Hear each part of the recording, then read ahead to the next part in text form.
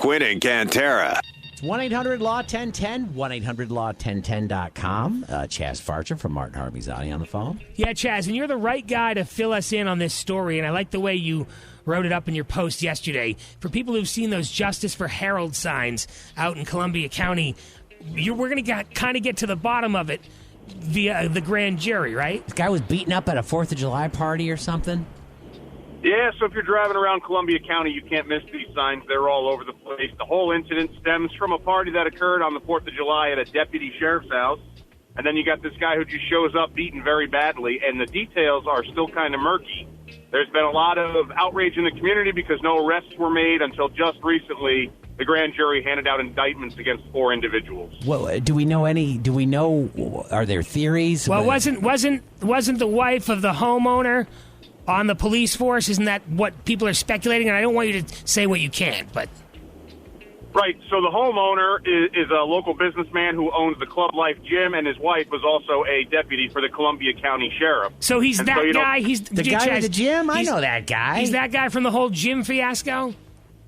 That's the guy. You got it, my friend. Do we know what this guy who got beat up did? Like, did he go down there saying something? Did he get into a tussle over something that, or is it just, everyday nonsense, drunkenness?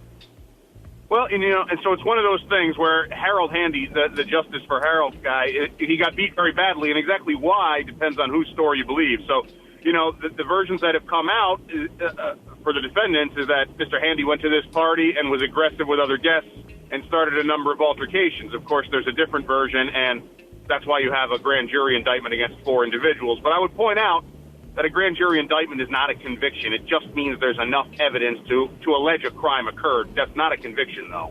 Tara, didn't you tell me a grand jury could indict a ham sandwich? Well, Chaz, when we were talking about Breonna Taylor, someone brought up that grand juries can indict a ham sandwich. They usually do, right? Yeah, basically an indictment just says there's enough evidence to move forward. There's enough evidence to support an allegation of a crime. But, Chaz, did I read the word kidnapping in this indictment? Unlawful imprisonment is a different crime, and basically what the allegation would be is that they detained Mr. Handy or wouldn't allow him to leave the party or wouldn't allow other people to leave the party. So that's the basis of that allegation there. All right, so what's the time frame? Like, when will all of this come to fruition? Is this a year away?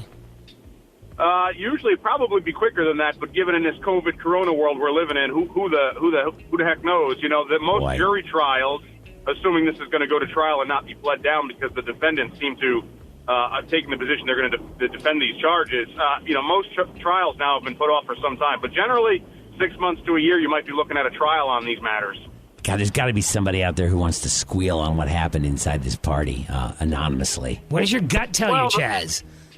The problem with a case like this from the DA, the prosecution's point of view, is you got to think, most of the witnesses here are probably going to be favorable or friendly to the hosts, number one. Number two, most of your witnesses are probably going to be intoxicated or drunk if the allegations as they've been laid out so far are accurate. Okay. Does sound like a good party before this turned. Before it got messy, it sounded like a good time. If it's just a tumble, a drunken tumble, I get it. The thing is, I think what makes this a bigger story than it needs to be is that the way the information never came out, and when it did come out, it was just in little drips. Yes, I think that's part of the problem. Yeah, there's a paper trail here. Yeah, well, the issue is, given the current climate we're in with police, and people are saying there's a lack of transparency. One of the host, now defendant, was a deputy on the sheriff's force, and it took a long time to get indictments. But I got to say, the Columbia County Sheriff seems to have handed off the investigation to the New York State Police early on, number one. Number two, this sheriff's deputy that's been charged with these crimes was 30 weeks pregnant at the time, so I'm not sure how involved she was in the whole gang assault that's being alleged here, but I guess we'll see. Really quickly, Harold, is Harold alive? Harold's alive. How's he doing? He is. My understanding is he spent several days in the hospital. He's still got some residual cognitive issues, but he is alive, and as far as I know, still working as a local business owner. Okay. I feel like, honestly, if we all listened to Fauci, this would have never happened because we would have never had a party this summer. That's a great point. That we listened to Fauci. Yeah. So. If we all just stay the F home. This sounds like a Cantera holiday party with the family or something. I don't know what's going on. Hey, how are you doing, man? What are you working on in the shop these days, Chaz? I'm working on finding a new football team. I'm rooting for the Seattle Seahawks now. I've given up on the Giants. I may become a part of Scaff Nation and join Cam Newton. Listen, I have an extra Buccaneers shirt if you want to join me. They're my second favorite team now. I may have to throw in with TB12. I've written off all New York teams except for the Bills. Let's go Bills tonight. Well, there you go. There you go. Well, I'm not going to root for the Bills, but I will say the Giants. The Giants were in.